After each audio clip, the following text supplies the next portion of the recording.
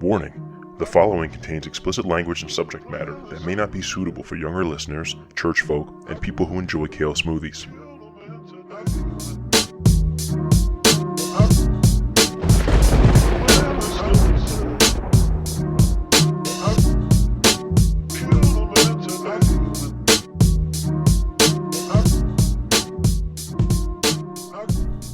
Ladies and gentlemen, welcome back to A Pod Amongst Men. I'm your host, Steve B. This is Coffee Break Conversations for the 21st Century. My guests this week are B and Retro, the two hosts of the POPSCAST podcast. Just the POPSCAST, really. These two guys are, located out in Cali. They were kind enough to give me some time. We came on here and we talked all about some dad stuff. It was a really good conversation. I really, really like these guys, and I like what they're about. I really hope you guys enjoy the episode. So here, without further ado, we have B, the Hip Pops, and Retro Boogie. Free. So obviously, thank you both for coming on. No doubt. Nice to Thanks have for you having here. us, man. Nice to meet you in the doubt, flesh, man. so Thank to you for speak, having us. instead of just No on doubt. IG. For sure, man. Appreciate you. So I've been liking the show, man. I've been liking the show so far. That's why I wanted to get you guys on. Thank you, man. This is a perfect opportunity to thank reach you. out to people that aren't just down the street. Right? On the other side of the country, man, right? Yeah, I know. It's cool. This whole Zoom thing is let me reach out to people far away. I like No it. doubt, man. Dirty Jersey. Yeah, well, not so dirty anymore, but we did earn the name in the past. I can't argue too much on that one. So why don't you guys do me a favor? Introduce yourself to the listeners. Just tell them what your name is, where you're from, little brief details, just so we can get started here. No doubt, man. You up? Who's Me up. first? All right, B, man, a.k.a. my ahead, handle on the IG is the Hip Pops, and kind of bi-coastal, Cali, New York. Wait, Cali, New York. Where are you from originally? New York originally, back and forth from Cali and New York. Okay, what part of New York? Brooklyn, man. All right, okay. Yeah. All right, now I understand where the Dirty Jersey comments come from. You saw it firsthand. I get it. What's something about you? Something that makes you who you are? Like one little fact for the people. Oh, did you freeze? You moving? He stopped. There he goes. You skipped What a little happened? bit. There you go. No, you froze for a second there. A little known fact. Damn, man. I don't really know little known facts, man. I'm pretty open, so I don't really have any skeletons or secrets. But I guess little known fact is, man. Well, it doesn't have to. like Hang my on. sneakers. Let me just specify. It doesn't have to be a little known fact. It's just something about you, like something about you that makes you who you are. Old school hip hop head. Like my sneakers. And that's it, man. Family first. That's all, man. I like it. Who's your top three since you're old school hip hop head? I'm gonna go no particular order. Rakim, Jay, and Nas, I would say. Okay. I can respect that one. Yeah, man. There you go. I gotta keep Fife number one on mine. Just out of Of course, man. No, we can't. We can't. As a short The guy, fight I for the gotta assassin, respect man. him. You know what I'm saying? All right, Retro. How about you, buddy? Retro Boogie, that's my handle on IG, one half of the POPSCAST. Born and raised in LA, man. LA area, been jumped around, but mostly in the Valley most of my life. San Fernando Valley, so everything you heard about it in terms of slander is pretty much true. So couldn't wait to get up out of there. Still, it was still my home for a long time, but just born and raised in San Fernando Valley. Bounced around a little bit now out in the greater LA area. Shit, man. It's the whole reason we put together the POPSCAST is because we're both into sneakers. Say, what's up, Ben? Benji? What's up, little man? You don't know what you're gonna get, man. You got the ET chest. I was gonna laugh and say, I don't even know this kid. He just wandered in here. Who is this? Man? Some little shirtless children. Yeah, I mean, Okay. Sneakers and hip hop, man. I think that was part of the premise in terms of the POPSCAST, and I think that's how. Yes, we as far as initially sneakers linked go, up. what would you say is your prized possession, your prized pair? I know. Yo, don't do that. It's like You know what? saying As you're your much as I love favorite kid, sneakers, man. man, You like- can't do that. Oh, yeah. That's an Well, I easy only have question. That was a one, softball one. Come on. Right now, for now, I'll have one. Prized possession in terms of sneakers right now, and I'm gonna tell you this now, so it might change day to day. It would probably be Okay. my Lance Mountain Jordan 1s, because I haven't put much of a patina on them or anything like that yet. So I'm actually like, I'm supposed to thrash them, but I'm scared to. But one day I'm supposed to, and I will. And I think that's the prized possession right now, because once, you know, those essentially are supposed to be one of one. Once you wear the shit out of them, they get worn off. You can see the color underneath. I think that's right now. But that'll probably change in 5-10 minutes. That's Who totally knows? fair. But I can yeah, respect that. That's my number one, man.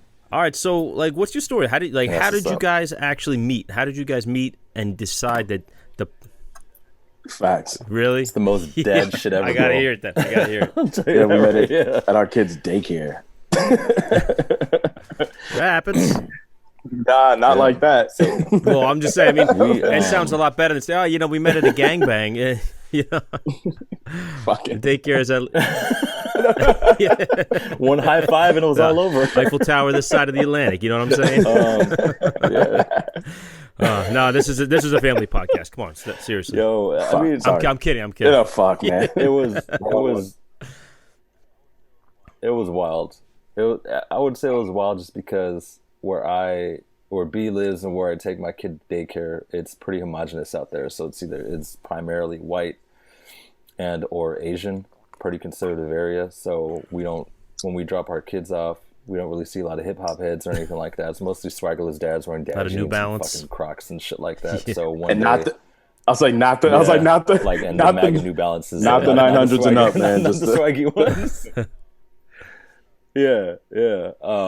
So I think one day I saw a pair of Timbs outside of the infant room, and they weren't like the type of Timbs that you wear for like work, like actual like construction type work. It was just they were nice. I was like, oh okay. I was like, I'm used to swaggerless shit, and I was like, all right. So I didn't think. And on the inverse of that, out. And then I seen some Jordan 3 sitting outside, and me having like the ultimate Brooklyn dude. I just looked at the size first just to see, because I was gonna somebody's gonna leave shoeless. Yeah. I was like, Yo, man, fam, that's thank some God I nice got shoes, bro. Asian-sized feet, What size are you? Yo, let me see. Run them. Not your size. Let me get the fuck up out of here. Yeah. So one day, I had just seen him.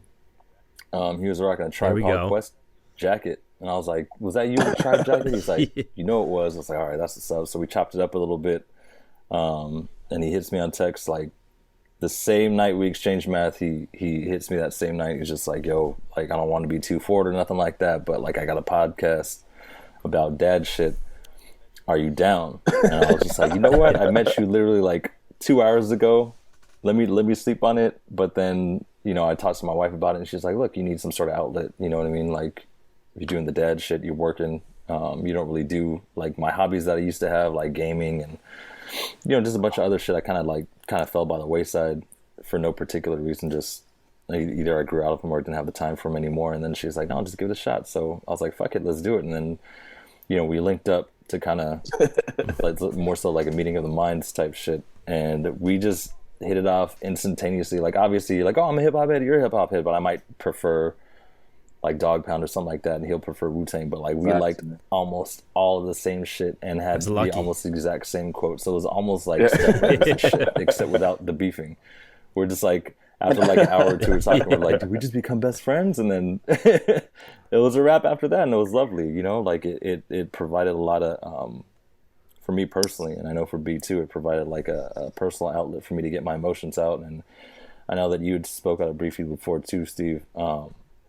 That I think that we're the hopefully we're the last of the problematic generation in terms of our thought process and stuff like that. Me and B, we talk a lot through stuff like that, because being hip hop heads and being in our late 30s, we probably say and think a lot of not cool shit, and we just gotta kind of roll with it and think about it and be like, all right, well, this is how we're gonna because we both got daughters, and we're just like, all right, how are we gonna kind of navigate through hip hop and life without being like wildly misogynistic, like a lot of the shit we listen to. And well, we're definitely gonna get into all that stuff, let me switch over now to B. When Retro said you started the POPSCAST on your own first, or how did this work? Yeah, I had a couple runs of it. I was prompted to, man, just because I'm super old school, man. Like I hate like social media. I'm like the curmudgeon, man. Like I'm annoyed with it. I fucking hate it. I hate it to like the core. But then this fucking young millennial was like, you got to do it. You got a good perspective. I'm like, nobody wants to fucking hear what I have to say. So then he pushed me enough to where I'm like, all right, let's run it. Let's try it. And I did a test run and I was just like, yo, this shit is basura, man. This is trash. I'm not doing this. And I'm not going to play myself. And I'm not, because with me, I have no ego. So it's like, I don't care. Like, it's fine. Like, it's not good. I'm cool with that. Like, it doesn't have to, it's not my lane. But then I was like, the only way I would ever consider is if I had a co-host. And it was funny because like, I was like, I don't even know who that would be. Like literally there's nobody I would know who could be a triple threat, who could be able to talk sneakers with me, who could be able to talk hip hop with me, and who's a father. Like there's too many avenues that we would have to check a box on for it to work, like in my mind. So then when I get like literally shortly after that, it had to be within a month after I scrapped the whole idea and I was like, fuck this, I'm not doing it.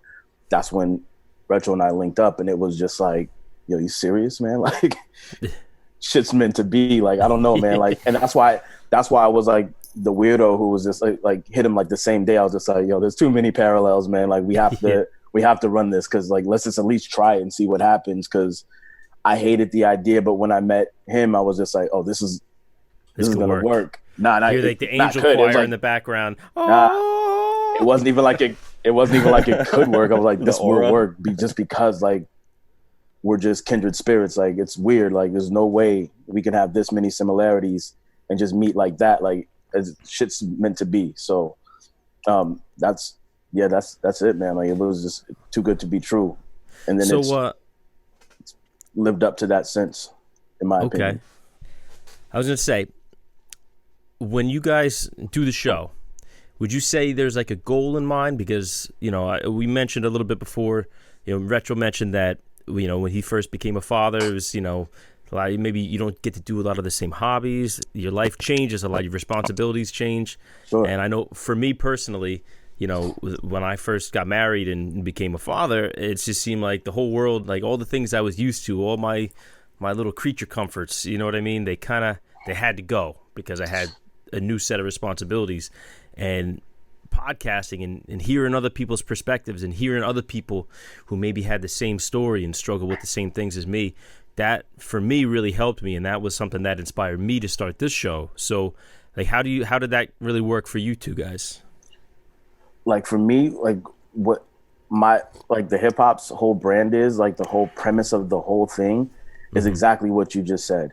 The intention is once you have kids, you just lose who you are and your own identity. And I challenge myself daily to make sure that doesn't happen. Because I'm actually at the age and point and place in my life where I'm actually happy with who I am and I'm comfortable in my own skin. And as kids, we don't, especially hip hop, right? Like that's not cool. Like it's braggadocious and it's insecurities, right? Because that's why we buy things, right? So for me, I loved who I was and what everything, like my life was set up. And I just didn't want to lose that. Like my wife and I, before we had kids, she fell in love with somebody specific, right? And I was like, I don't want that person to go away because I have kids. Like I didn't want it to alter too many things. Now it's like, all right, you buy one kick, you buy one pair of kicks, you buy 3 now or 4. Yeah. So for me, like that's what I didn't want to lose is myself because I was actually like myself. Yeah, in the humblest way. That's exactly why I have all this stuff here. No doubt, for sure. Yeah. That's your identity, part of your identity. So what about you, Retro? Man, that's a shit. I never really gave it much thought, you know what I mean? I think other people around me kind of told me that I changed not necessarily for the worst. So I used to be a big gamer, not like competitively or anything like that, but that's how I would link up with my boys, because it's like, what other time are you gonna, besides poker, because we would do poker nights and shit like that, excuse me, what other time are you gonna have to like speak to like 5, 6, 7 of your boys like all at once and just bullshit while you're playing, like while you're doing stuff? That kind of went away because, you know, fatherhood took over. I got a little older, still got a love for gaming, but that kind of fell by the wayside. I used to socially drink a fair amount. Some of the homies would give me shit for, like after I became a dad, the transition wasn't as bad as a lot of people thought it would be for me. Just because every time, if you see me at a bar, I'm drunk. Like I'm not going to a bar to just let me just have like an aperitif and then I'm going hard. Fuck that. Like, moderation is not a thing where I live. Yeah. Let me get a whiskey with a side of whiskey and I'm good.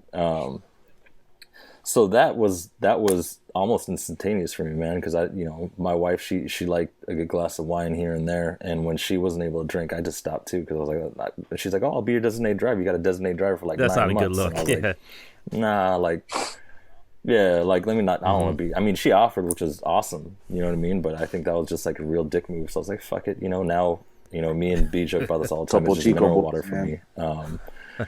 But yeah, Topo Chico boys in the house. But yeah, I think those aspects changed in me, and I didn't really have an outlet for stress relief because I stopped working out and shit like that too, just because of dad life. And then the POPSCAST kind of took over. Yeah, the POPSCAST took over. I was like, I'm gonna just rock the dad right vibe here and just and do this, and it helped a lot.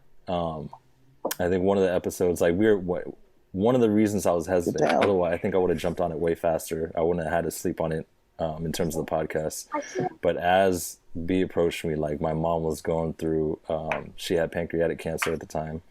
And that shit, like that was kind of fucking me up. And I was just like, all right, well, there's other stuff going on right now. But then I was able to talk through it as well after she passed. And there's a form of catharsis in that. And even through childhood trauma that we didn't think was trauma, talking through that, I think that helped a lot. So the more we talked through these episodes, the better I felt like overall as a person. Because as dudes who were problematic in our generation, I think we carry a lot of shit around, but we've been carrying it around our whole lives. So to get it out and to talk to somebody else who's not going to be like, oh, it's fucking gay or any dumb shit like that, you're like, okay, it feels like way better. Absolutely. Well, you touched on something that I definitely wanted to get into. It seems like, for instance, our two shows, like all the other podcasts out there, the other people out there trying to speak on the ideas of fatherhood and what it means in 2020. It seems like the whole idea of fatherhood specifically is kind of going through like a renaissance, so to speak, nowadays. A lot of us, men particularly, are being more conscious of who we are, like the way we were raised and the lessons we were taught, maybe not being applicable to today's world. And at the same time, I feel like the fact that we're aware of these things now makes all the bad examples out there that much more visible. So sometimes it could seem like everybody, like all these people are doing the wrong thing, but I don't know if it's really more than used to be. It's just that we're more aware now. But it gives me hope at the same time, because I see a lot of guys like yourselves out there trying to do the right thing, just have those conversations that previous generations never even had. Because like you said, what are you, gay? Come on. They 100%. Put the kids to bed and go have a drink. You're the man of the house. You don't. Sure. You know what I mean? Right. So what do you guys think about that? Like, is this something you see? Like, are you hopeful? Like, what's your position? I think we talk about it a lot. We see like there's definitely been an evolution, man, and like the dads are definitely more involved in the process, and we've evolved as men. And like you said, it looks and feels a lot different. And shit, dude, this should stop recording. My bad. But for us, man, like I think that's cool. Like when we grew up, it wasn't cool to be smart. The smart kids got bullied, you got beat up, right? And it wasn't cool to be smart. It wasn't cool to be educated. It wasn't cool to be the involved dad, right? Like most of us come, like a lot of, especially in the city, we come from broken homes where it's one parent. So for us, we just want to do our part to change the narrative, man. And it actually is cool, man. It is cool to be able to be involved in your kids' lives and teach them the right thing, because Dame Dash said it best. You hustle for your last name, not your first. So it's dope to be able to leave a legacy and pass it on, man, and create healthy habits and inspire the next generation to be better than what you had it, or better than how you had it. So Definitely, man, I think it's dope. Yeah, I mean, to me personally, I'm one of the big reasons why I enjoy doing this so much is it gives me a chance to reanalyze my own history. Like, I came from a broken home. I have a big, complicated, crazy, extended family now, with half sisters. I have 6 sisters, and they're all like spread out.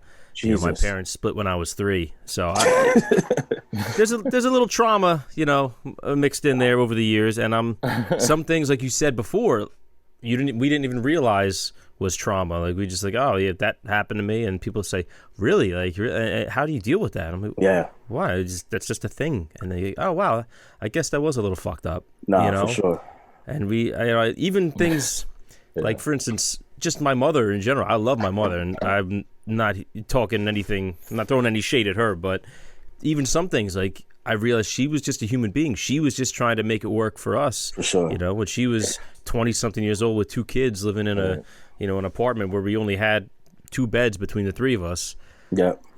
So it, our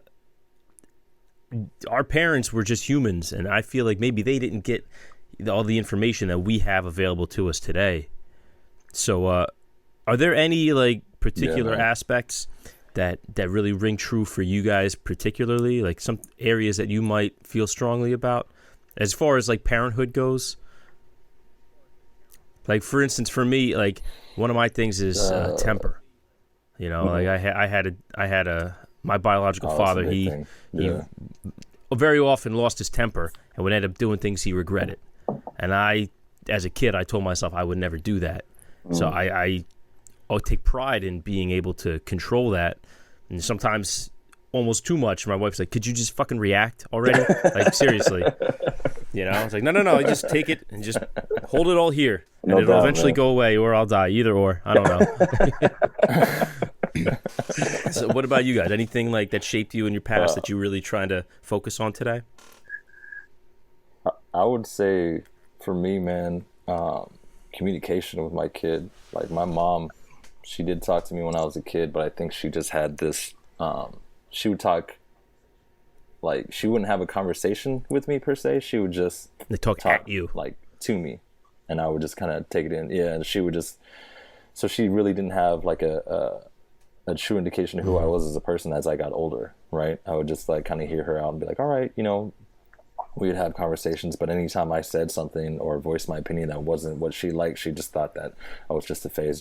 I'm like, yo, mom, I'm like 30-something. It's a long-ass phase. Like, it's not a phase, you know what I mean? So, yeah. So for me, I never wanted to, because I had that, unfortunately I had a disconnect with my mom. Like, we just had a disconnect because she didn't really want to hear what I was saying.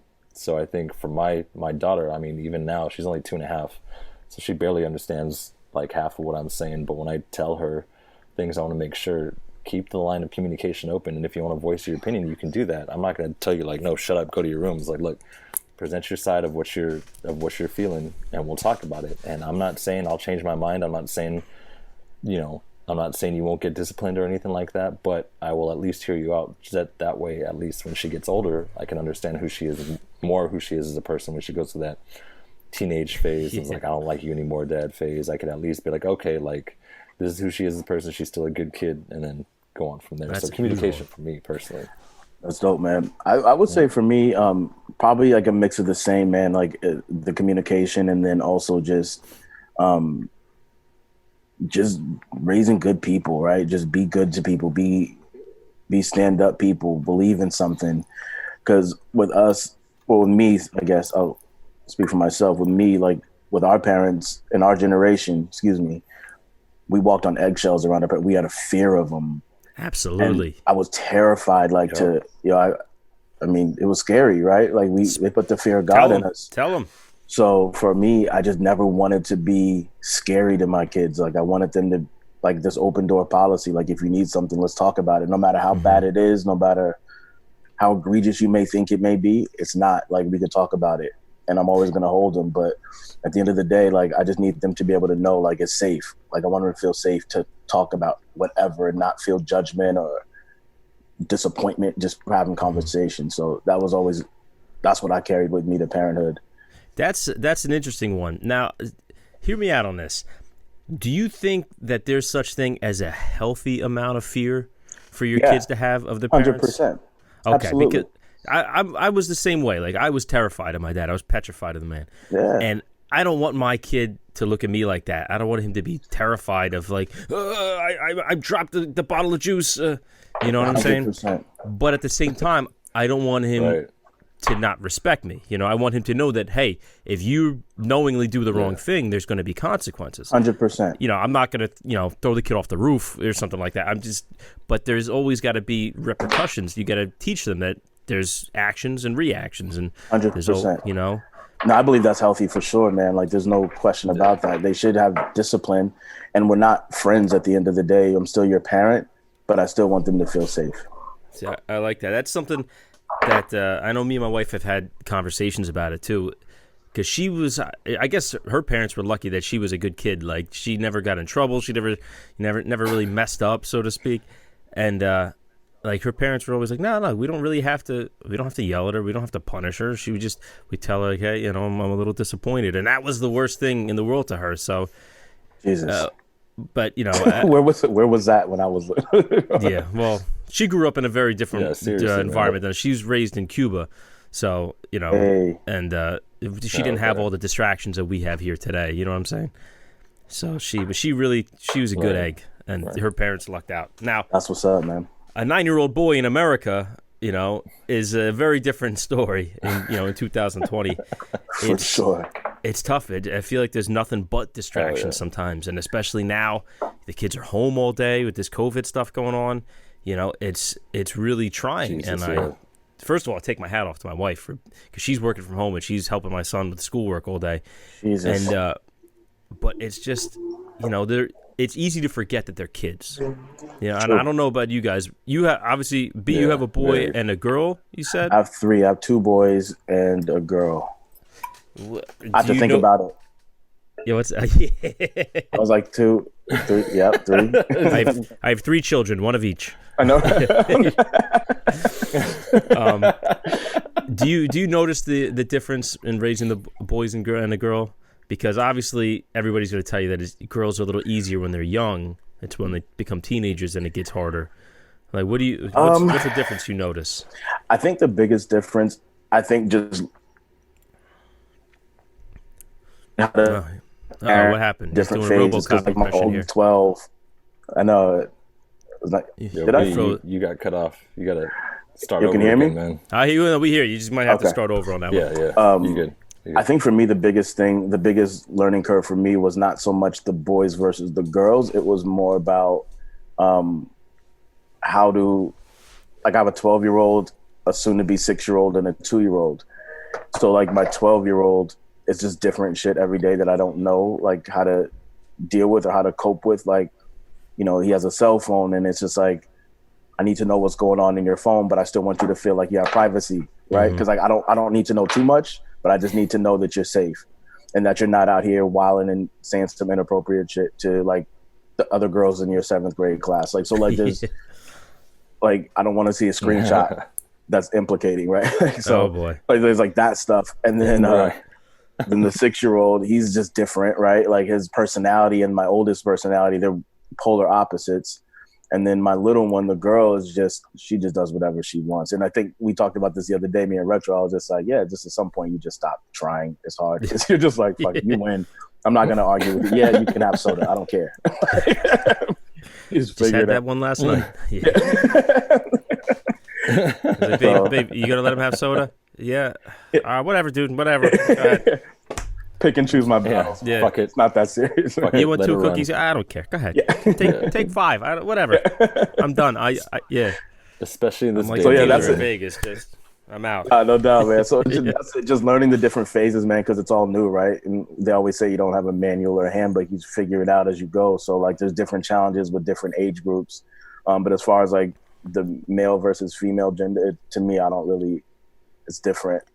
It's not really too much difference. Okay. What about you, Retro? Like, you have a little girl. How old is she?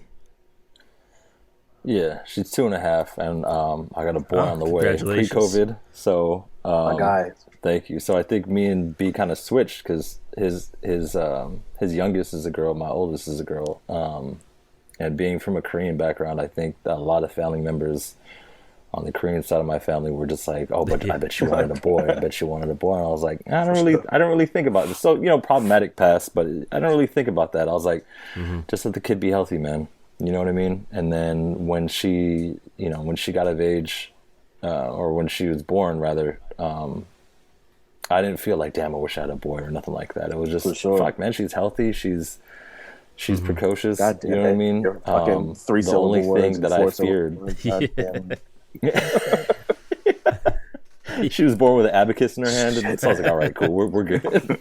No, I think the thing that kind of put fear in me, and I still have this fear, and I talked to my wife about it, and she was just like, no, it's not going to be that way, was that, like, I'm so affectionate with my daughter. I tell her I love her, man, at least 20 times a day. Even before we were all isolating together, I would tell her as much as possible how much I loved her and kiss her all the time. And I'm really fearful that, being who I was and the way I was raised, that I'm not going to be that with my son.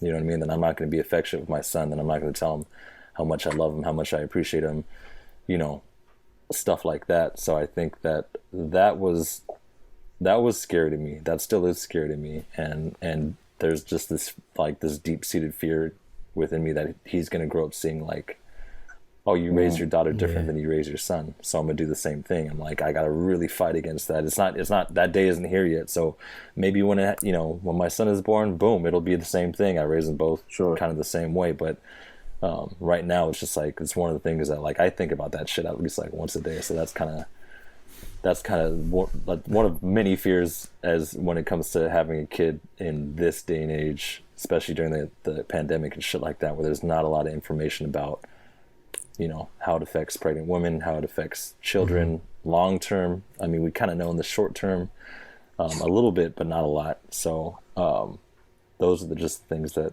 I'm dealing with, like, right now in terms of parenthood. I think that's something everybody's going to go through once they have more than one kid. But it's like, you got to remember, like, it's Steve, easy for us to. Steve, yes. How many kids do you have? I have one. I have one stepson. He's 9 years old. I got it. And Okay. he keeps me very busy. So Good shit. Hell yeah.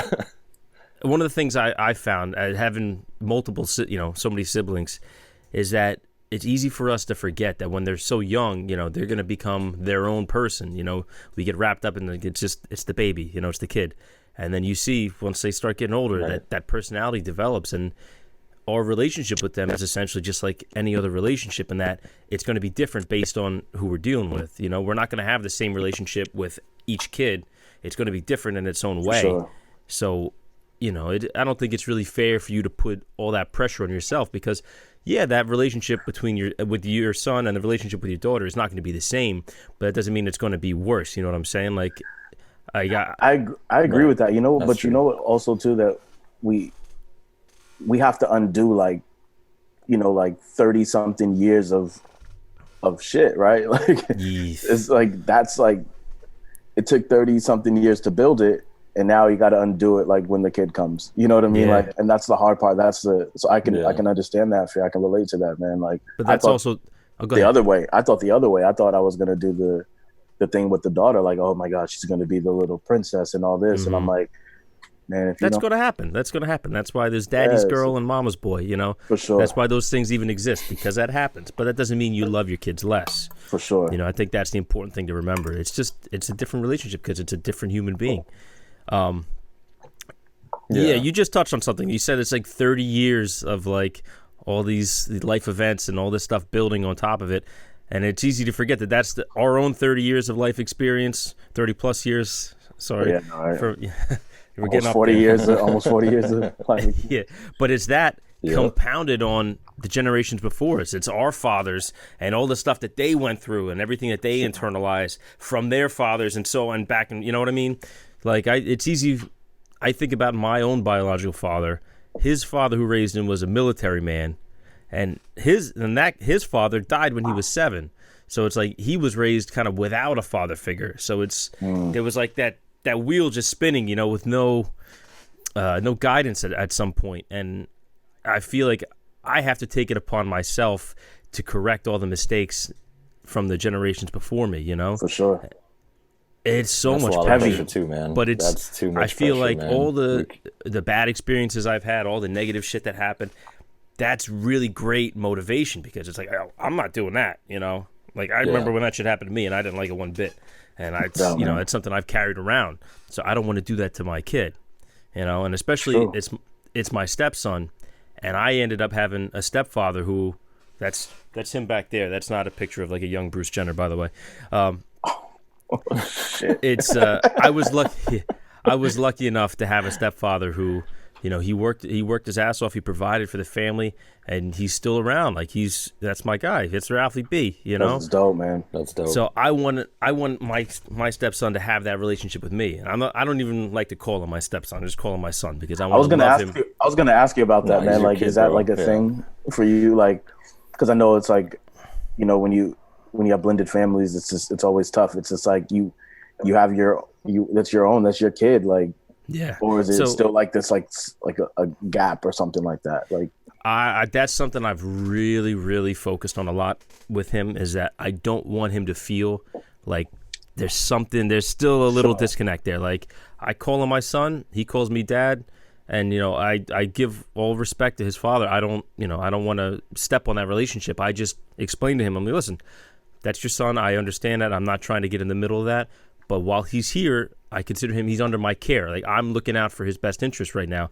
And I don't want him to go feeling like there's a lack of love, like he didn't get the guidance or the care that he needed and the support.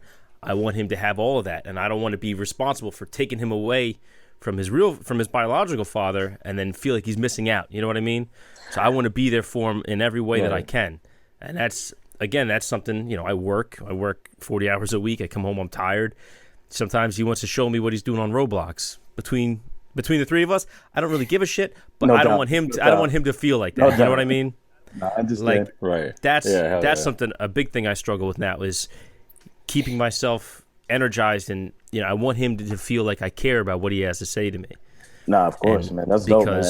Eventually, that's a whole nother set of challenges, man. Hats off to you, man. That's a huge challenge, because I don't want him to get older and feel like I could tell my dad, but he's not going to care. He never cared before, Right. Like, my parents' generation, they had to work. Everybody, it's much like today, but they had their careers. They had jobs where they were working sometimes more than 40 hours a week. And, we were latchkey kids. Yeah. So, we were home. We kind of, I don't want to say were left to take care of ourselves. Like, my parents took care of us. They didn't just, hey, here's some pizza, figure it out.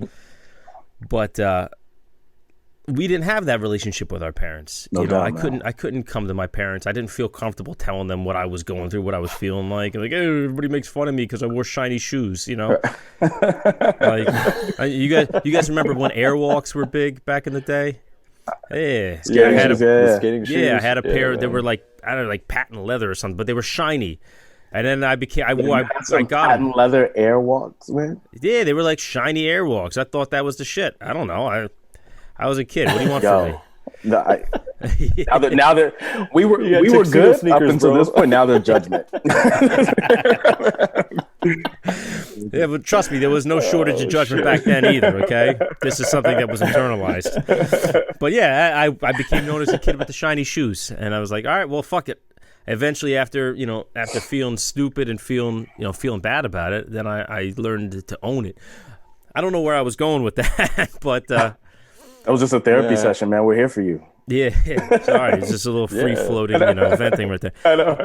But I didn't feel comfortable enough to talk to my parents about the stuff that I was really feeling inside. And as a teenager especially, I feel like that's the time when we could really use it, No doubt, man. And I want to cultivate that relationship with him. And it's so easy to go off the tracks a little bit. You know what I mean? Like, one little screw-up, it could be nothing to you, but it could be something huge for him. 100%, man. So that's where I'm struggling with right now, and I'm trying. It's an everyday battle, and I'm just trying to keep my head above water. And it's tough too, because like my oldest, he's 12, so like he's in that, like, he's in the crux and like the apex of this awkward phase where he's just like weird and socially awkward, and he smells bad, and like he won't shower. So like there's like all types of shit, and I'm just like, you guys want to go in on him, but then my wife's like, nah, just chill. Like, it's just his age. I was saying, man. I'm just no. like, yo, you like girls, but you're doing shit that girls don't like. Where's the line? He's not, but the thing is, that's the funny thing. He's like, he doesn't care. He's not interested in that. Like, he just wants to talk to his friends, like, you know, his boys or whatever. That's it. But that's going to be the change once he starts getting Once he interested starts in girls. understanding, then it's different. Oh, but, yeah. Like, damn, I got to wash my ass. You know? Facts. Sure. I feel like that's a turning point for wild. most guys. Like, when they're 100%. teenagers, once they become interested in girls, all of a sudden their whole motivation changes. No doubt. You know, No doubt. everything they do Self-care now goes through the fucking roof. Yeah. We overdo it. We overdo it with the cologne. Half a bottle each time. Remember when Axe body spray was popping? We're just like spraying ourselves. Just unscrew the cool water cap Not and knowing just that shit was gonna give. dump it. I was Or for the older dudes, high karate. Rock with I that. was lucky. I never got into that. My stepdad, he always overdid it with the cologne. That was just who he was as a person, I guess. So we used to ride in the car with the windows up, and I'm just like dying in the back. Yo, Yeah. but, Smell I mean, aversion. shit. You probably had secondhand cologne. You were wearing cologne even if you didn't want to. Just getting in the car, it's like, Old What do you Spice.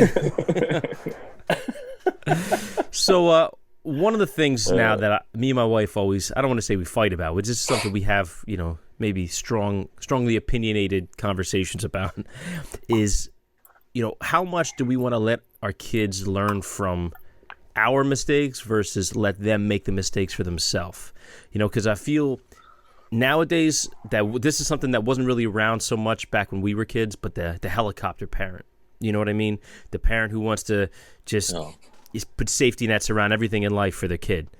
And how much do we want to shape the kid for the road versus shape the road for the kid? I feel like that's a big debate that, you know, is not... That's a great question, man. Is very much unsettled right now. Balance, man. Hit it. I think it's different for every kid, man. You know, like your point, you were saying that each kid is a different, completely different human being, like regardless of gender, right? So you're going to have a different relationship. So I think one kid might look to their parent as like, oh, I need you to tell me so I can kind of synthesize this information and go forward with it. And other kids would be like, well, let me just do my shit. And I think that as parents, you probably got to, for me personally, just because I only have one right now, there's this constant pushing and pulling, like, okay, when does she really need me, as opposed to when she doesn't. She needs to problem solve her own, and thankfully she's at an age now where she could kind of verbalize these things and be like, all right, no, not right now, Dad, like, stay there, let me do my thing. Or then there's other times you're just like, oh, come help me. And even then, there's still the struggle of like, are you helping me because you're being a lazy ass, or you want me to help you because you need the help? And there, you just, you know, and that comes just down to knowing your child, because sometimes she's just like, oh, I need help opening this door. I was like, you know how to open that fucking door yourself. Like, like, it just takes you like 5 seconds to do it. Just do that shit, and I'll watch you. But then there's other times where she legitimately doesn't know how to do a certain thing, and that's when she looks to me to kind of help her out. So I think each kid will be different, but it's always going to be a balance. I don't think you can be the helicopter parent. I don't think you can be the omniscient parent who's just like there and just watching. I think it just depends on the situation, man. Me personally, again, that might change when I have my second kid. Sure. but right now, you know, firstborn I think is always toughest. I think that's when the concept of the helicopter child is born, because you're just like, I don't want them to hurt themselves, but we forget how strong and resilient kids are, as opposed to we as adults. And there's a lot of things that we can learn from our kids, especially when they bounce back from potentially traumatic things. That is until, like, I'll say at least until you become a teenager, because when you become a teenager, those hormones and those emotions take over, man. That's like, fuck. That's when the real trouble starts. I don't know how to deal with that. Yeah. That's when the real shit starts for me, because I still remember like how heartbreak from your crushes or something like that as a teenager. Like those emotions, like when you're a kid, you can't control them. And I wish there was a way now for me to at least effectively convey that to my kid when she gets of age or when he gets of age, and be like, look, you think it's the end of the world right now because something happened. It's not, trust me. Like the same shit happened to me when I was your age, and I'm here now, and I forgot about it. You know what I mean? Like I forgot about a lot of the shit that happened to me, but when you're in the moment at that age, it's like, fuck. So for me personally, I was like, I can't speak to that a lot right now. It's just what I plan to tell. But I think B, you got that coming, or Nah, you're for already sure. going Well, through it now it's as funny well. though, because you said depending on the kid, I think that's part of it, but also too, like, as a parent, you find your groove, right? Like the whole first kid is like the test phase, and you're just fucking trial and error. It's a beta version, man, right? Canary in the coal mine. Serious, man. So like, I think for the first one, we were more helicopter. You know, we followed the books, and there's this commercial about that mom who's like carrying her kid with the first kid and like hand sanitizer and everything. And then like kid 3, it's just like they're in a mechanic store, just dumping them on the ground, like whatever, run around. Here, you hold this little fucker. Yeah, exactly. So you're just like, I think as a parent, like you learn to like adjust too, because I think the first one I feel like we overdid it sometimes, and we're just like, shit, man, like, damn, is this kid gonna be all right, man? Because sometimes we look at him like, yo, why are you dumb? Like, what's happening? Like, what's going on? And then my middle one, he's just like, we're like, he's gonna take care of his older brother. We know it. Like, he's gonna be the guy who's gonna just save the day, because his oldest one was scared for it. But then him, he's just like, he's all right. He got it. He's very independent, very much an independent thinker. But even the way we parented him was different than the first one. So now it's just like we get to see these things evolve, and it's just like, that's dope. So with the older one, we still, like, to your point, Retro, it's like there's times where it's like, yeah, I need help. We're like, yo, you're fucking 12. Like, what do you need help with? Come on, like, you're damn near an adult. And then there's other times where I'm just like, you got 5 12. o'clock shadow already. Come on, let's go. It's like, but then I'm like, he's 12. I'm still waiting for mine. So you just made me think, like, you know, the kid needs help, and it's like, come on, you know what you're doing. 100%. Or it's like they play dumb. It's like, I told you to pick up the trash. Oh, what trash? You don't see that right I know, there? right? Come on. Serious, man. Oh man, I can't wait for that time. I gotta withhold some. I was like, you're shit gonna lose now. your shit. I even now I'm like, I try to withhold some of my shit talking. I mean, I cuss around my child, and she doesn't understand the concept of it. She actually picked up curse words from me, but we just kind of ignore it right now because we're like, all right, like, she doesn't know the context or anything like that. But when she gets older, it's like, yo, those are adult words. But yeah, I still talk shit to her all the time. I was like, dude, what the fuck is this mess? Like, pick this shit up, man. She just, like, she runs wild and she just goes inside. She's like, all right, bye, Dad. I'm like, pick this shit up now. My dad always cursed around me.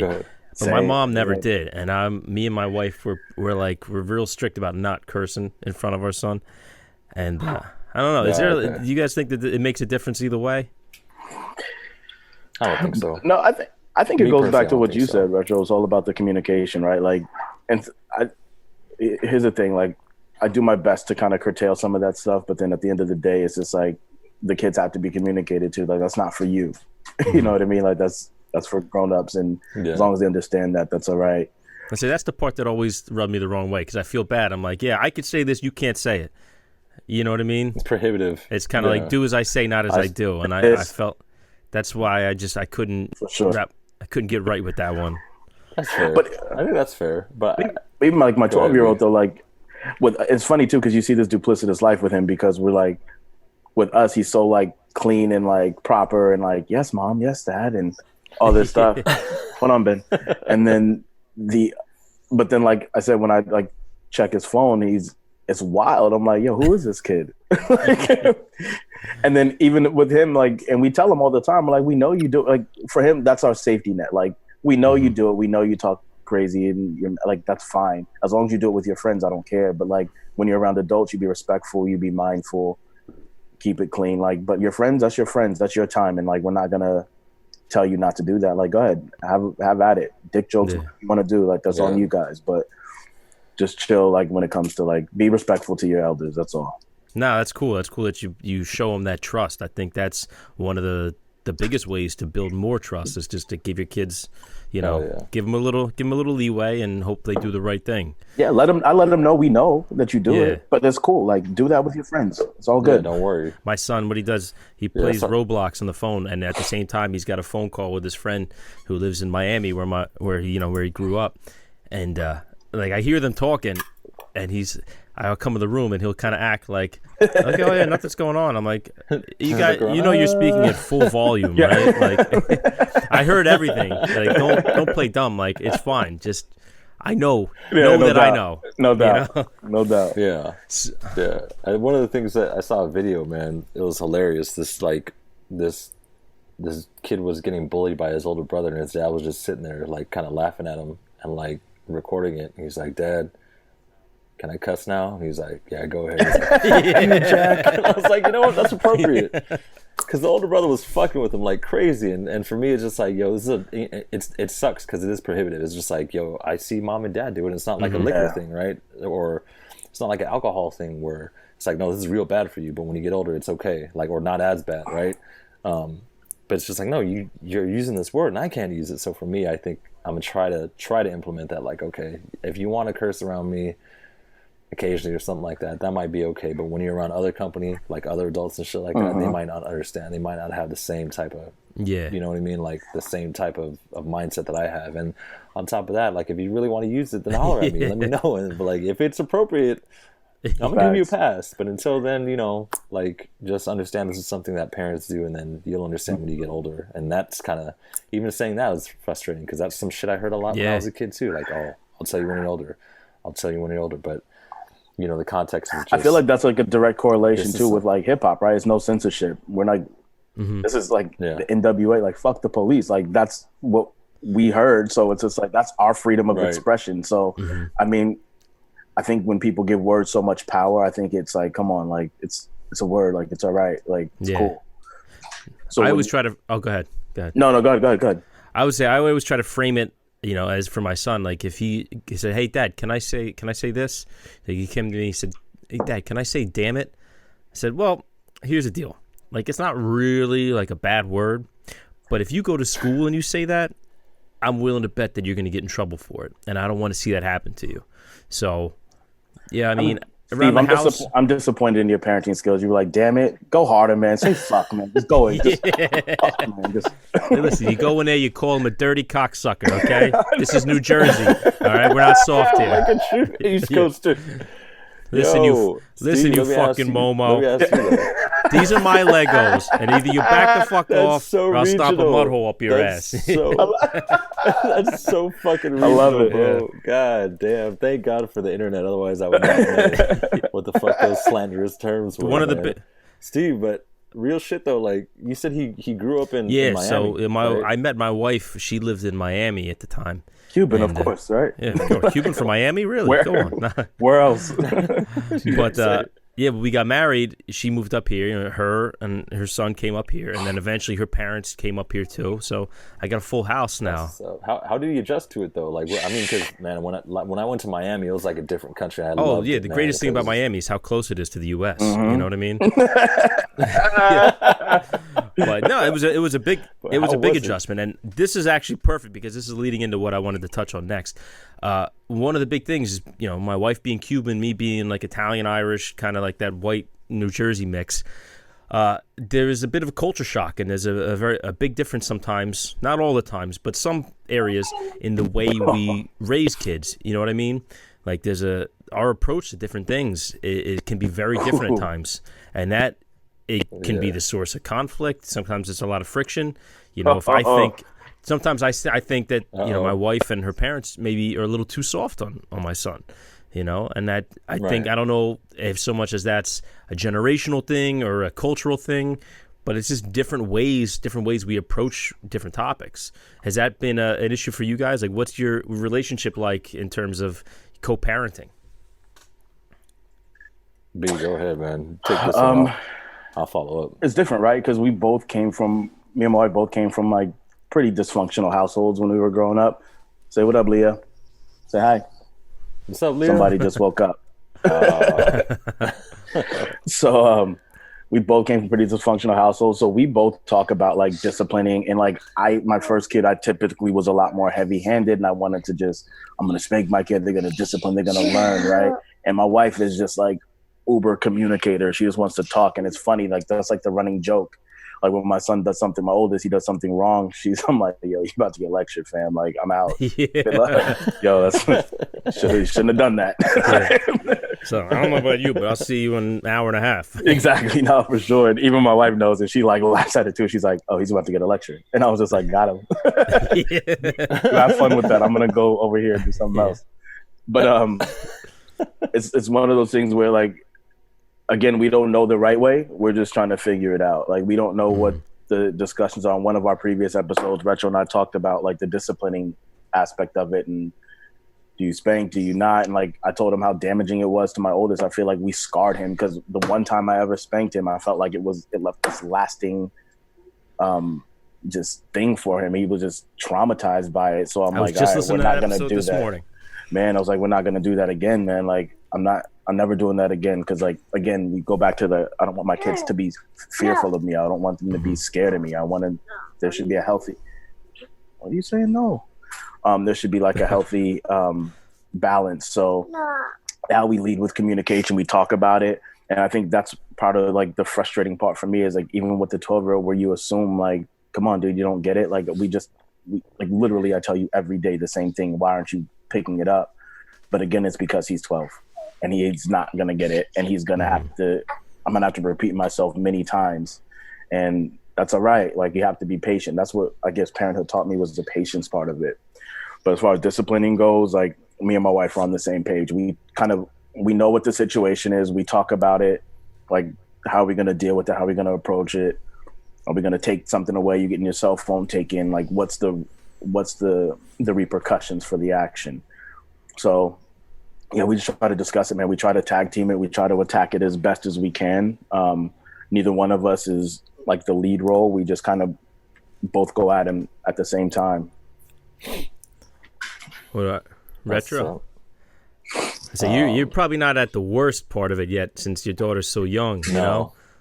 Not yet. I mean, I'm frankly, I got my ass kicked a lot as a kid. I thought I was a pretty decent kid, even in hindsight. But I think, immigrant parents, I think that a lot of the times in the old country and shit like that, they don't praise communication or anything like that, which is one of the things that I wanted probably more of when I was growing up. And for me, it's just like, me and my wife clash all the time, because my wife is kind of similar to yours in that she was an only child, but, like, she grew up and her mom was her life and her, like, best friend. So of course, like, if her mom kind of told her to do something, she would do it and not really rebel. She didn't really have a rebellious phase, so to speak, like, where she was out doing crazy shit, because her mom was just, I mean, her best friends lived with her, and they were her cousins and stuff like that. So she wasn't coddled, but I think she was raised, if I were to say, a way that I would have liked to have been raised, you know what I mean? Like, a lot of communication.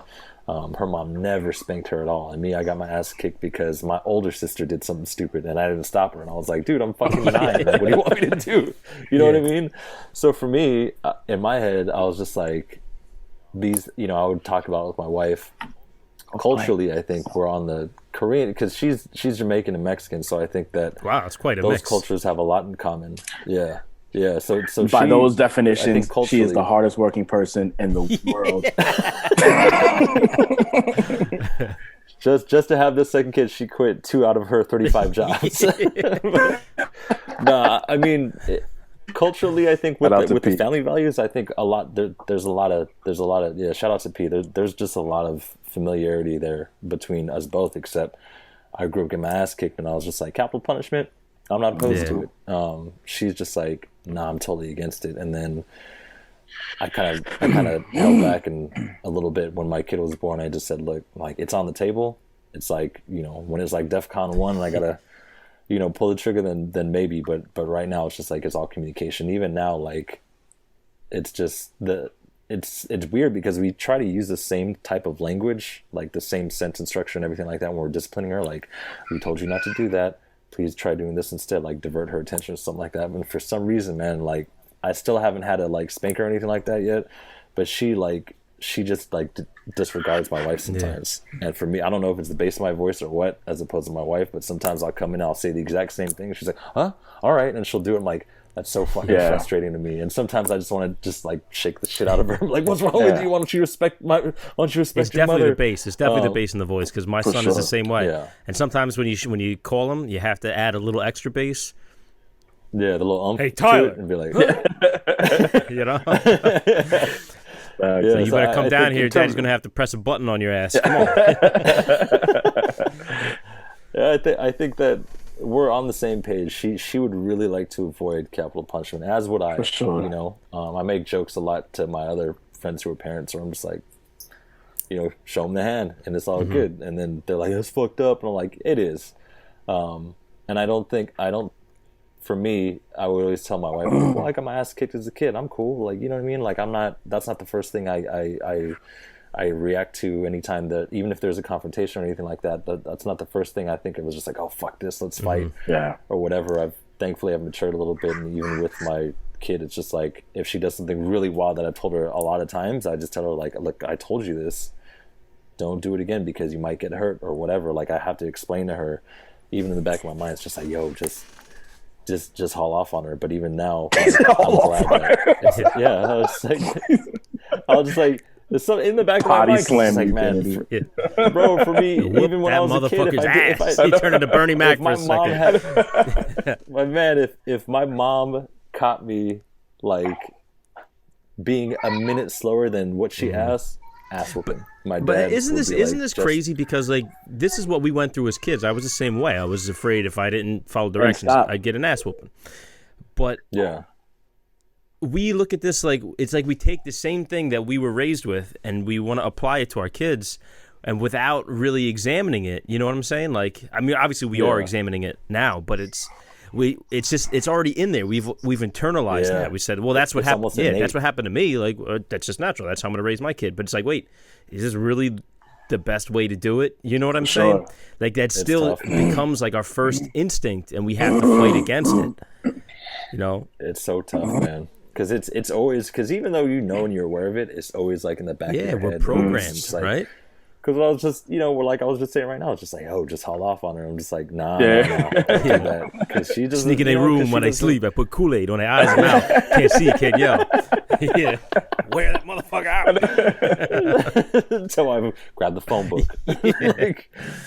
It's hard, it's tough, man. It's so hard. But I think examining it and even talking about it now, I think putting it out in the open is huge, 100%, man. Right? Just the fact that we have outlets like this, and the fact that we know we serve more than one role. And that's the thing that I think, beyond even parenthood, I think we're in better shape, because our parents, they're like, when they filled the parent role, it was just like, oh, we're only parents right now. And they stopped forgetting how to be significant others, partners, friends, whatever.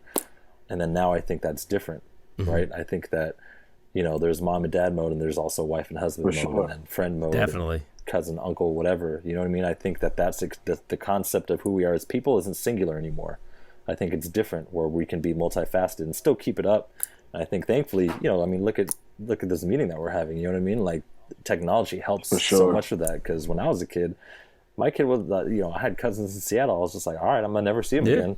I'm not a phone person, so whatever. And now it's just like, we hit each other on FaceTime, on Instagram or whatever, or he comes down to visit or something like that. And it's like, that just doesn't happen before. So now I think that's helped with what it is to be, I guess, the modern man, right? What it is to have modern masculinity. Well, so I think that really helps. This is the whole reason that, we could do this whole thing. And it also is the reason why I feel like almost everything is different for the kids growing up today, for these new generations. Even now for us as parents, like, just like we were talking about before, like being like the cool dad and not forgetting who we are.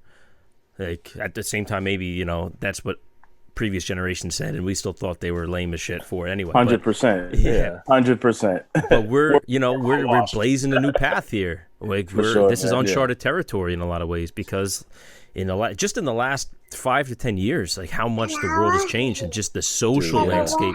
We're trying to prepare our kids for a world that we don't even understand, So it's being able to talk to different people, and like you said, the fact that we can have this conversation now, the three of us here, like, this is a huge it's a tool. It's a, what's the word I'm looking for? Not an opportunity, but it's a gift, even, that we can share these conversations and talk about these things and help better prepare other men, other parents, even, just for this this rapidly changing landscape.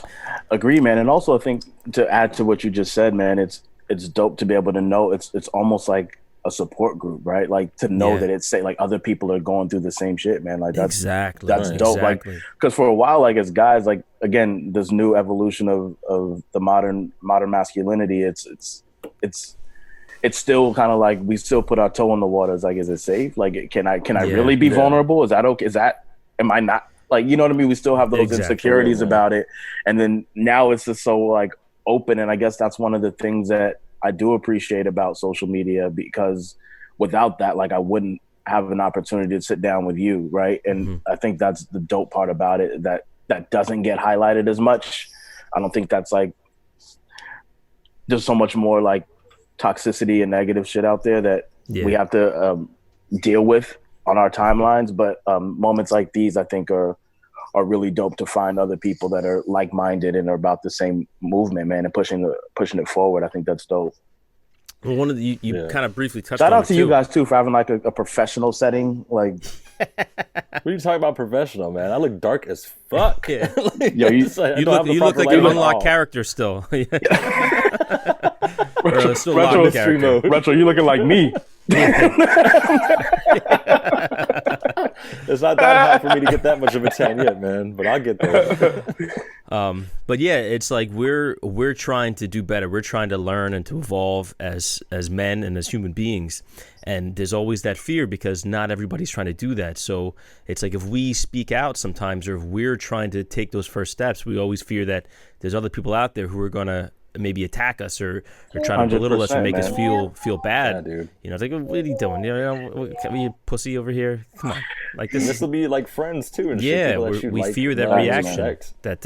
And that's fucked up, man. I think that, you know, what B touched on in terms of masculinity is just like redefining that. Like you said, Steve, in the last 5-10 years, it's been kind of, things have changed so much. So for me now, it's just because we're men, we're masculine. Whatever we feel, whatever we convey to people, whatever we experience, that's just the masculine experience. It's not, it shouldn't be one of these things anymore. It's like, don't cry, don't do this. Yeah. And those things I still struggle with. It's like, if you're a dude, your experience is masculine. That's just the masculine experience. That's, you know, so whatever it is, it's just, you know, going back to like, oh, well, this guy acts Asian or this guy acts black. It's like, no, he's Asian or he's black, and that's just it. Yeah. Whatever he acts is his experience as a black man, as an Asian man, or whatever. So our experience as men now, talking about this and dealing with stuff that wouldn't traditionally be spoken about, that's part of the new, I think, the new narrative of what it is to be masculine. I think that's out one side of me is like the curmudgeon in me, and just like when I look at the younger generation of dads like after me, I'm like, man, fuck you guys, I didn't have this shit 100%, when I was growing up. But at the same time, it's like, it's beautiful to see it. It's beautiful to see that these on the table, these men can be vulnerable, especially it's up there under the TV. One, I think that men were easy to show their vulnerability. It was easier for us to show our vulnerability around our significant others a little bit. Yeah. But I think showing that to your kids is a huge thing. A huge thing. And to communicate, yo, dad's having a bad day, or dad's sad because, you know, whatever happened or whatever, and then talk through it. Like, I think that's so clutch, because then, you know, like you were saying, we're just people. We're people, like, dealing with shit. We're not this monolith of authority who just knows and does everything. It's like, no, I'm still learning. I'm still growing with you. So when you get older, you understand, oh, dad was this asshole who thought he knew everything. No, dad was an asshole sometimes. Yeah. But he was also learning with me how to be a parent, just like I was learning how to be a kid and how to be a person. So I think that's like the thing so clutch. I'm sorry, that's like the thing we always learn as we get older. Like, our parents are just people. Like, we start realizing, oh, like they were just doing the best they could, or, you know, they were going through this at the time. Like, but I don't think that the faster our kids know that, the better. Yeah, the faster our kids know that, for sure. No doubt. I don't think you can ever achieve that unless you reach a certain level of maturity in your life, which is why I think we're all at the age that we are, and we're having these moments of like reality where it's just like, all right, we can't, you can't, I couldn't have this same approach in my 20s. There's no way. Like, yeah, no, there's definitely no way. So like, life experience has to happen before you can reach this moments where you can like realize that, oh shit, all right, this is so. That's all good stuff. Like, that's all stuff that people need to understand, especially dads today. You know, it's no doubt, man. You know, I know there's a lot of people, especially, like, they want to say that, you know, for men we have it easier, but at the same time we have our own kind of struggles that a lot of times, you know, the outside world doesn't really understand, and sometimes they don't take into account. I mean, we can't, like, shit, as especially as like like minorities too. It's like we can't even jog now, right? Yeah. For real, So man. it's one of those things where like there's like a whole different set of bullshit that comes with it. But the expectation is that as a man, you just deal with it. And just like fuck suck it up. you suck it up, right? Man up. That's the whole. Yeah, man up. That's the bullshit. That's the stereotype. Man up. It's like, Yeah. what the fuck does that for mean? sure. Yeah, well, that's the problem too. A lot of the terrible shit that happens in the world is perpetrated by men. So people that aren't men Facts. kind of don't have much sympathy for us. For sure. So we have to kind of fix these things on ourselves with No each doubt, other. man. All right. So before we get out of here, I do this segment at the end of the show called Humble Pie. This is where we share some embarrassing stories from our lives. Sometimes that taught us stuff, and sometimes it's just hey, that's the hand you were dealt that day. We had to deal with it. So I have a few things prepared. Do you guys have ones that you want to share first, or would you prefer I start? That's whatever. Go for it. All right. Yeah. So I'm going to tell the story about the first time I dislocated my shoulder. So in my high school, I was, they had this thing called Freshman Fun Night. So the incoming class of freshmen, they host this big thing where there's like big games and events like on different teams where the seniors, they sign up to be the captains of these different teams, and they kind of help the freshmen, or they guide them through all these fun events, and everybody dresses up in like crazy colors and stuff like that. And it's just a fun thing to kind of welcome them into the school, and you get to kind of introduce yourself to some of the underclassmen. And I was one of the captains of the red team. My friend Rob, who's been on the show, shout out to Rob, he got me on the team. So now we're having this big thing. It was they were still working on the gymnasium in our school, so we had to have it on the football field. And it was a little moist out that night. It didn't really rain, but it was enough to make things a little slippery. So here I am. I'm in like a red Tai Chi uniform with like a red beanie and I love it. these old like already boxing love it. gloves. So it's just, you dress crazy in the color of your team.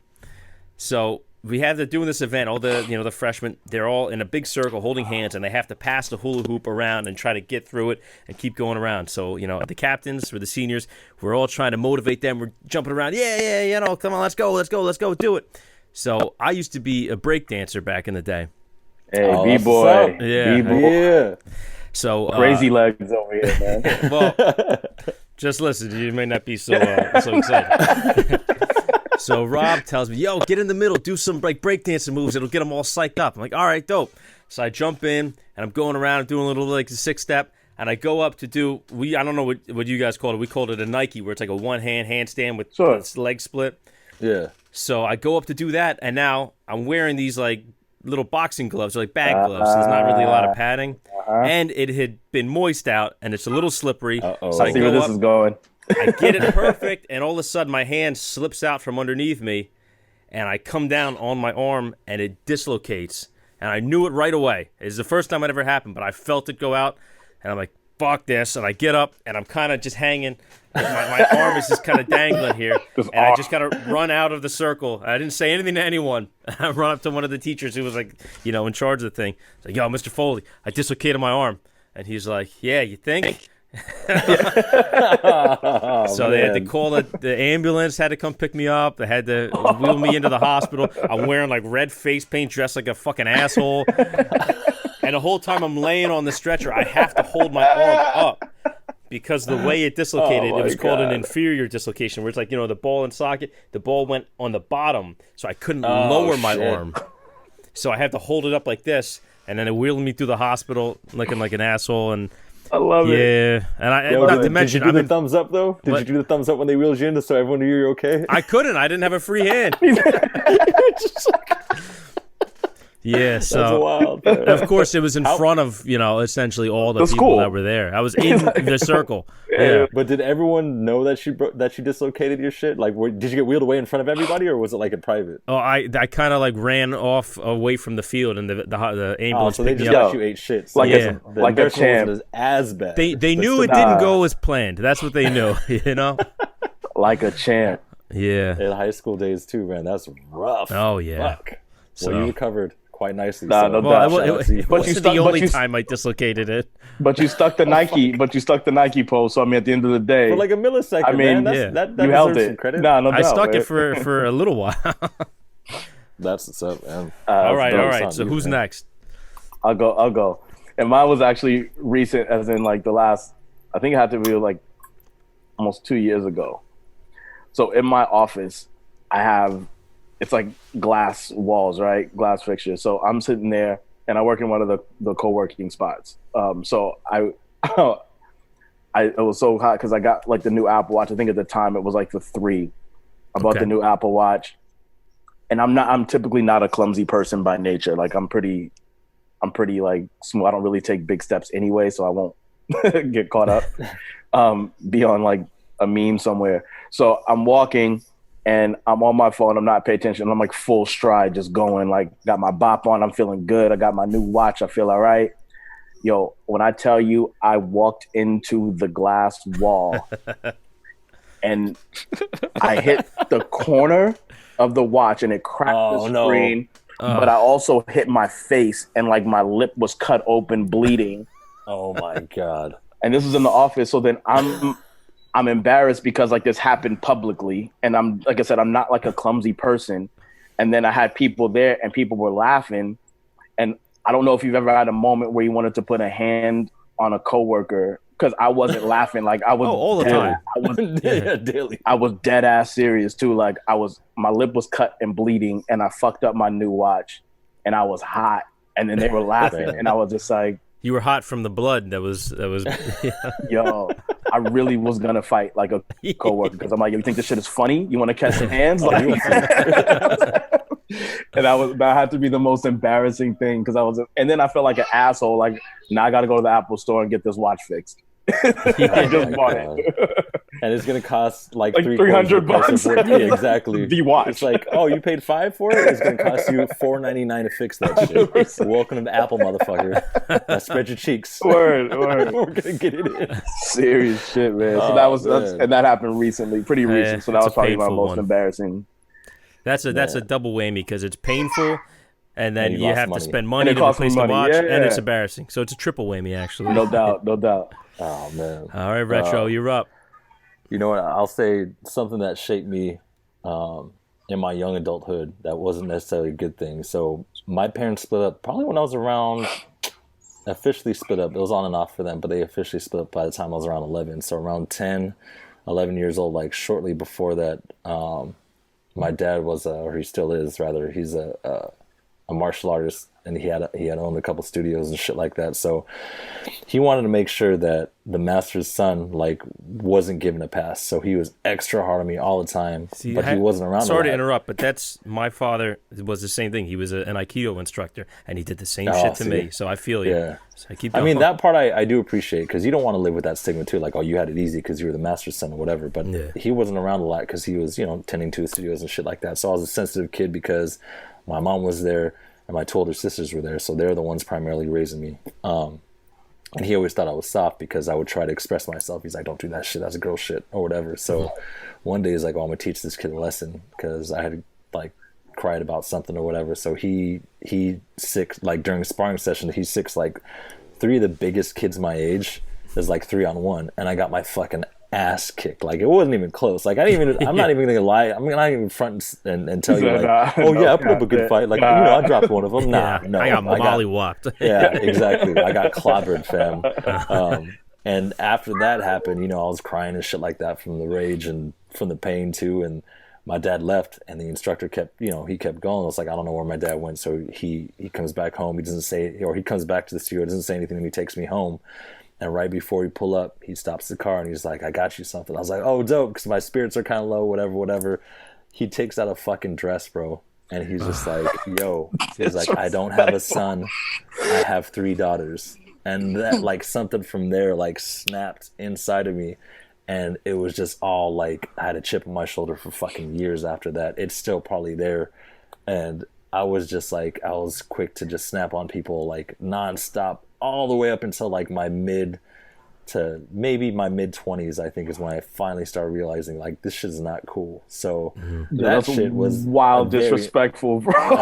Dude, literally, Bill Burr, the comedian Bill Burr, 100%. Bill Burr. He tells a story about his dad doing the same thing, and he actually put it into his show F is for Family, like the story of his dad doing the same thing. The new season coming out, but the same thing. Bro, I don't know. Like his dad and my dad would get along great because my dad's problematic as fuck. And he's just like, yeah, I might have done it. No apologies, no nothing else. It's like, all right, thanks, Dad. Yeah, all right. You're not some crackhead living on the street. Like, nothing happened to you. Toughened you up. So that's my humble pie, bro. Yeah, that's my humble pie right there. Oh, Shout out to Dad for that asshole move. That was a good one. That was a good one. Gentlemen, listen, I got to say thank you so much for coming on the show, for doing this. This was a great conversation. Thank you. I love what you guys are doing over there. I love what you're about. So I'm really happy to have you here. Appreciate you, man. Thank you. So there you have it. That was my conversation with B and Retro. Really cool guys. And thanks again to them for coming on the show. Make sure you follow them on Instagram at Retro Boogie and at The Hip Pops. Follow the podcast page at POPSCAST on IG. Make sure you listen to the show, view it on YouTube, and subscribe. They got really good production. I give them a lot of credit for that. It looks good. Everything looks nice and clean. Great content, obviously. But again, thanks to them for coming on the show. You guys, you know the deal. Make sure you subscribe to us on YouTube. Like and subscribe. Smash that button. And make sure you follow us on Instagram, Twitter, Facebook. We're there. APodAmongstMen. You know where to find us. And if you have any questions, reach out to me on through email at APodAmongstMen@gmail.com. And I will get back to you promptly. Okay? And make sure you guys listen. Well, you're already listening or watching, so I don't need to tell you where to find us because you've already found us.